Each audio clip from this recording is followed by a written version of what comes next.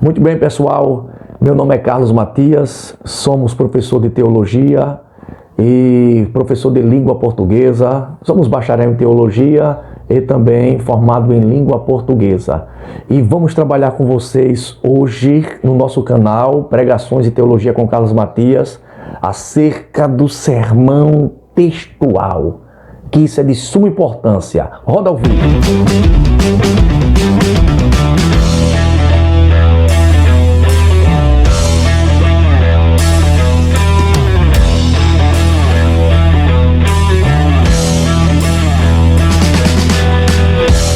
Muito bem, pessoal.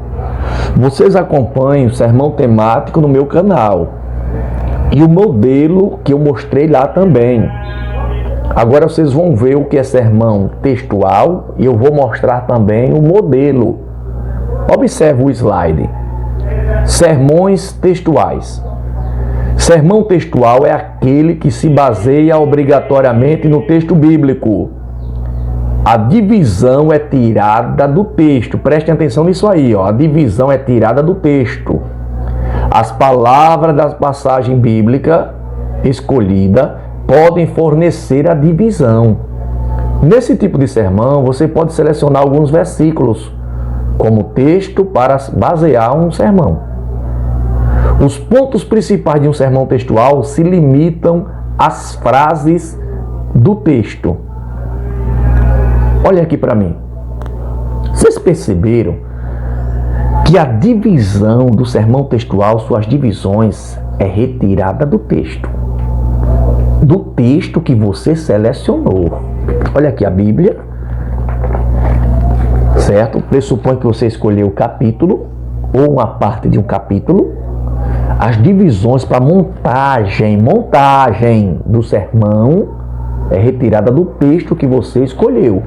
Até então você não vai procurar versículo em canto nenhum na Bíblia. Para montagem, a princípio, as divisões são tiradas daqui, do texto que você selecionou. Certo? Outro ponto. Quero mostrar a vocês a estrutura do sermão textual. Vou mostrar agora o modelo meu. Observe com tema, texto, introdução, os tópicos, que é o conteúdo, e a conclusão. Certo? Olha aí como é que se monta. Olha a montagem do sermão textual. Observem, principalmente, que nessa montagem, pessoal, observem aí, ó, olha a introdução. Olha como está montado o roteiro. Tema, um aprendizado acerca do Pai Nosso, não é assim? Texto, Mateus 6, versos 5 ao 13. Olha a introdução, como é simples. É breve. Eu vou ler a introdução para vocês, ó. A oração do Pai Nosso pode ser dividida em duas partes. A primeira aborda sentenças que, de forma geral, dizem respeito à glória de Deus. São elas: santificado seja o teu nome, venha o teu reino, seja feita a tua vontade. Já a segunda aborda petições que dizem respeito à nossa vida e que implicam em provisão, perdão e proteção. Em Lucas capítulo 11, verso 2 ao 4, também há uma forma de oração que difere daquela registrada no capítulo 6 de Mateus. No Evangelho de Lucas, Jesus indica um modelo de oração ao responder um pedido de seus discípulos que queriam aprender como orar. Já a oração do Pai Nosso, registrada por Mateus, foi ensinada por Jesus durante um sermão. Observem aqui, olha aqui para mim. Vocês perceberam que eu já comecei a dar noção do que eu vou falar? Eu dividi em partes, em duas partes, a oração do Pai Nosso. Eu já dei o vislumbre na introdução. Olha, a introdução já quer dizer, ó, conduzir para dentro. A introdução é breve e conduz você para dentro do sermão.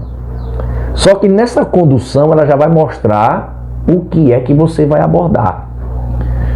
Observem novamente aqui, ó. Olhem de novo. Começando pela estrutura, tá lá o tema, texto, introdução, não é? Olha o tópico 1. Observem o tópico 1. Nas orações, a devoção e a adoração precedem as petições. Eu botei aí como tópico, observem, ó, tá o tópico, tá em negrito aí. E eu selecionei aí, ó, três verdades no verso 9. Primeira, segunda e terceira, observem aí. Na primeira verdade, ó, na oração reconheça que Deus é Pai. Verso 9. Porque o texto não diz assim, não é? Pai nosso que estás no céu, ó, chama Deus de Pai. Segunda verdade, na oração reconheça que Deus está acima de nós. Verso 9. Terceira verdade, ó, do verso 9. Clame para que o nome de Deus seja santificado. Voltem aqui para mim. Perceberam que no verso 9 eu mastiguei e extraí dali três verdades? No seu discurso, olha, preste atenção. Amados irmãos, primeira coisa que nós devemos entender, que na oração, a devoção e a adoração precedem, vêm antes dos pedidos, das petições. E eu quero com vocês abordar três verdades no versículo 9.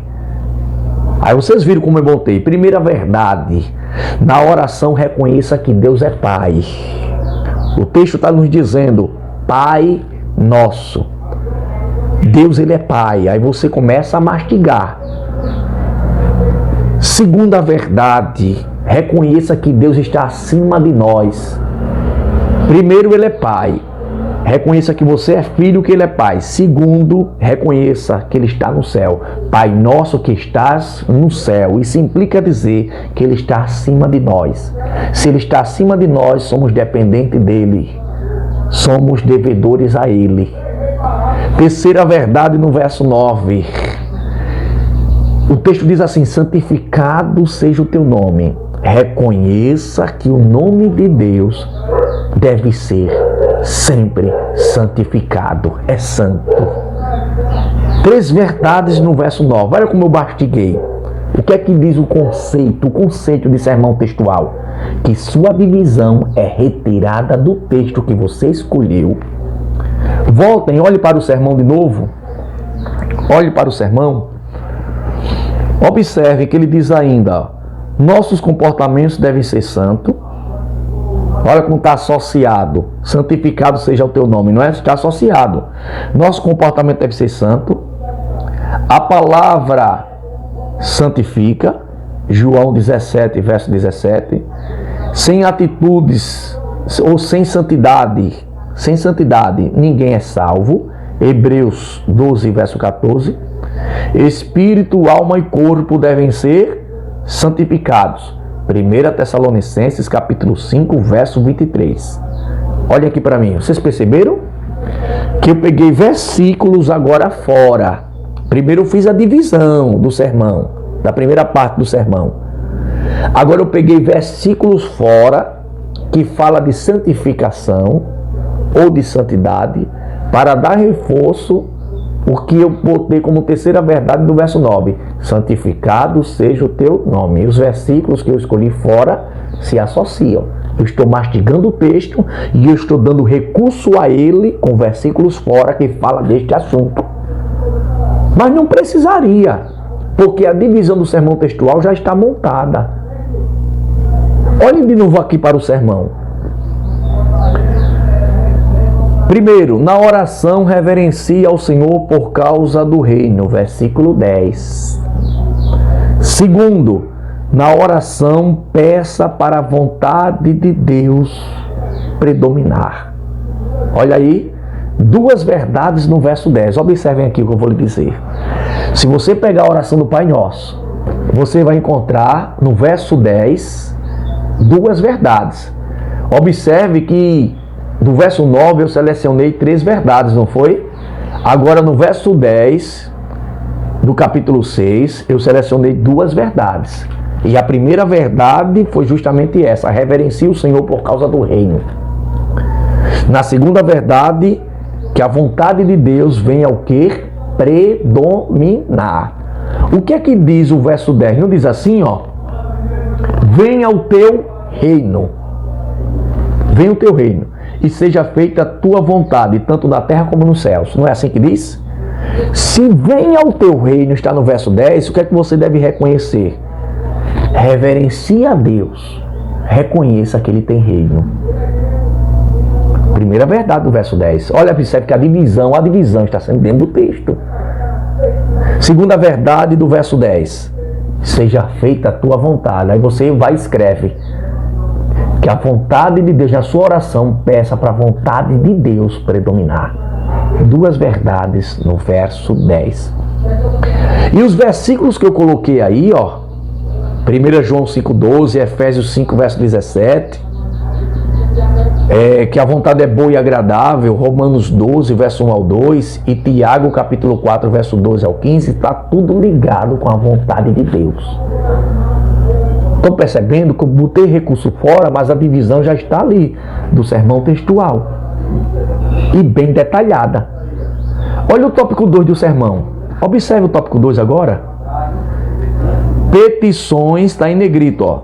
Petições que não podem faltar em nossas orações. Agora vem a parte das petições, não é? Primeiro, em nossas orações devemos pedir a providência diária. Olha o verso 11, olha aqui para mim. No verso 11 não diz assim? O pão nosso de cada dia dá-nos hoje. Aí agora vai entrar no lado das petições. Eu dividi a oração em duas partes, não foi? Agora está na segunda parte. Olha aí. Devemos pedir a providência diária. O pão nosso de cada dia dá-nos hoje. Na sua oração, peça a providência diária. Verso 11.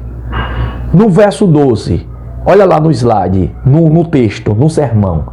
Em segundo lugar, em nossas orações sempre devemos pedir perdão dos nossos pecados. É o verso 12. Porque o texto não diz assim? Olha aqui para mim.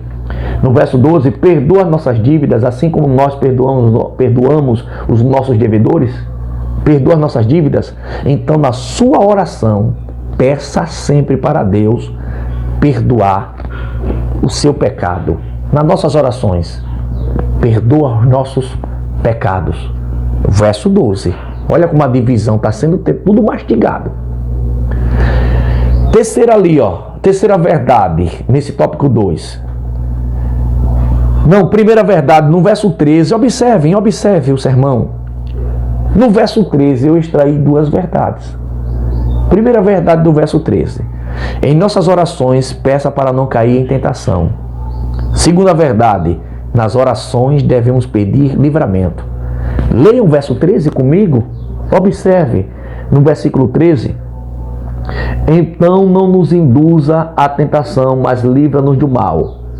A versão corrigida traduziu mal, viu? Deus não induz ninguém à tentação. Ou seja, a melhor tradução seria aqui nesse contexto, a atualizada. Não nos deixe cair em tentação. No verso 13, não é? Então, no verso 13, extraí duas verdades. Olha agora lá para o sermão. Olhe lá.